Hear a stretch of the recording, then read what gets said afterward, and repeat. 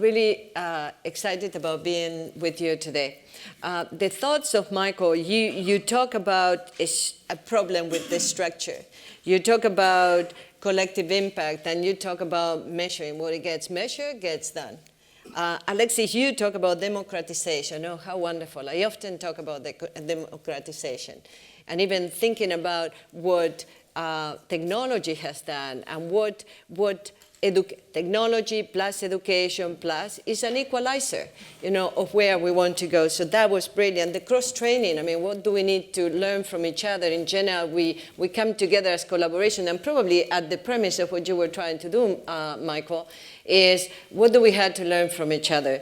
And then we talk about this idea of technology and the middle players, right? If you think about how we are structured, we always, whether much of the things that we put in place hasn't until now reached that end, consumer, if you would, the person that we are most interested. So I will build a little bit about that, because that were some of the issues I wanted to tell you today. Well, I have been asked to talk about myself, but Unilever story. So Unilever, very large organization. You may have some of the statistics, 172,000 people around the world. We have close to 60 billion, turnover. We have operations in 190 countries, 76,000 suppliers. Within that, we have a reach of 28 million, but we don't, to Michael's point, I mean, it's really 28 million, 30 million. So we have a very significant, what all this says, we have a very significant footprint. So back here, I came to the company 3 years ago because of our fearless leader, Paul Polman. Some of you know him, who has really tried to really impact and drive transformational change. And at the core of that transformational change is what we call the Unilever Sustainable Living Plan. Just to put it very simply, is the premise of that plan is that we don't need to sacrifice the environment or social, but we need to put it together. And it's at the core of what it was. John Elkington once talked about triple bottom line.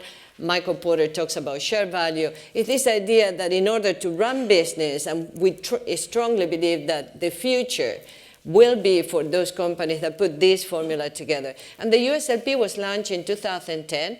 Around three big ambitions. One was health and well-being. The other was around environmental footprint. And the third one, that is really social, is about enhancing livelihoods. Now, 3 years into it, in 2013, we reflected on that. That's when I came on. And we look into the social element, and we said, well, there are opportunities that is at the core of many of the questions that you have. There were gaps that we needed to address. And we created, relaunched, and we created 3 pillars. One of them was fairness in the workplace. It's all about human rights and labor rights. I mean, you cannot have really a sustainable business moving forward if you don't have a strong foundation. The second pillar was called out early on today. It was opportunity for women, women's empowerment. I mean, Kofi answered it very eloquently, Oxfam and all the comments that we had before. If there's no most powerful tool for development than women's empowerment.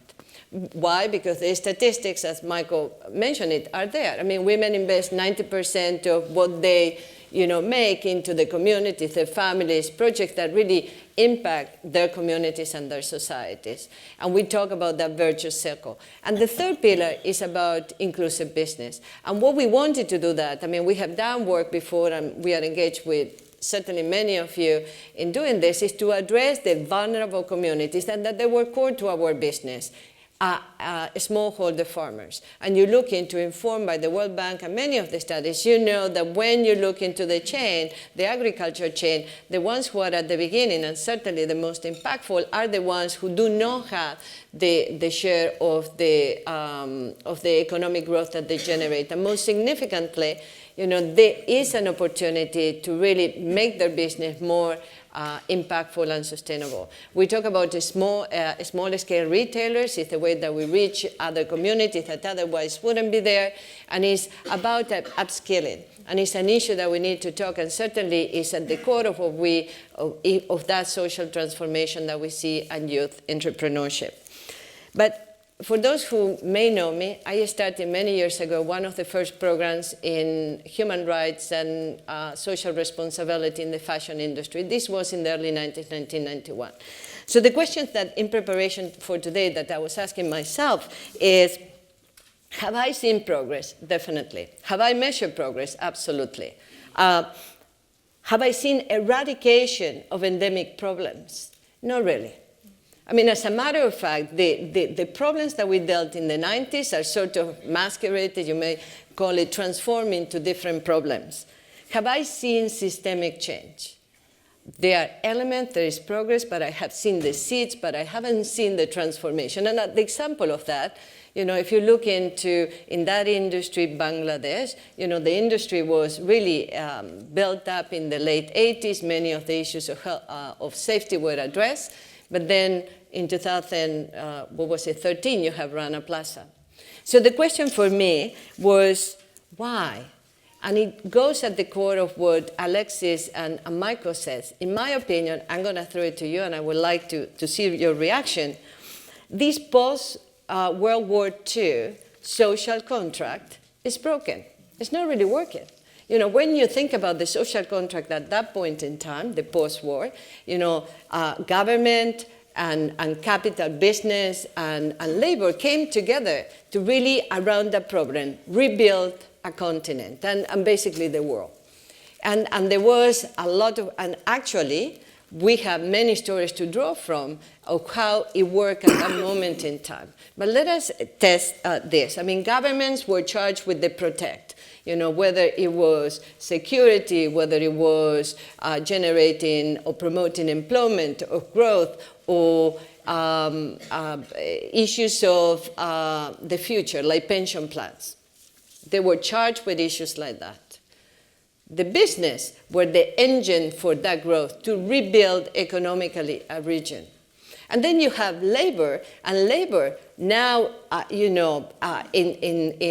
post, Universal Declaration of Human Rights and ILO, a strong convention on freedom of association and collective bargaining, we're at the table with really much, in equal terms, certainly much more than at the beginning of the century.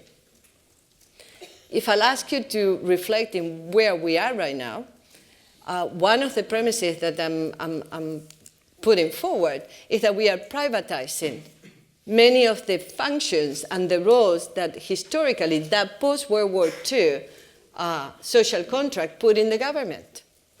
If you think about health and well-being, I just explained to you some of the things that we do. We are undertaking health and well-being. It's linked to our business, but we are doing much. We are doing a hand-washing campaign in India and worldwide. We are addressing issues of sanity. We are addressing issues of women's safety, right? We are addressing human rights. We are feeling, in the construct of the UNGP, the UN Guiding Principles on Business and Human Rights, government protect, companies, business respect, and then we joined in remedy.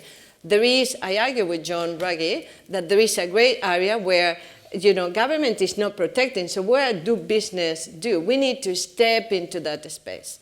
So the point that I'm making, and if you allow me, I want to turn a little bit to you, is that we are going to be able to move the needle, but we are not going to really resolve and transform in the way that we want. Everybody who is here has been devoting a new effort to really transform, but we are not going to see the systemic change that we want to see if we don't have that premise. So I want to turn 1 second, maybe 2 stories that is in the top of your mind that you would like, because I heard talking about local governments was one of the questions that they have. Right? We talk about local solutions. Really, do I need, or even in our field, do I really need to have an auditor to train to go to a community to tell me something, or do I use Alexis' model? Yeah. People putting in social media information. True, I need to validate, but if the cost of measuring a program is more expensive than doing, what are we doing? And do we need to measure? Maybe we need to measure. I mean, is the tail that walks the dog.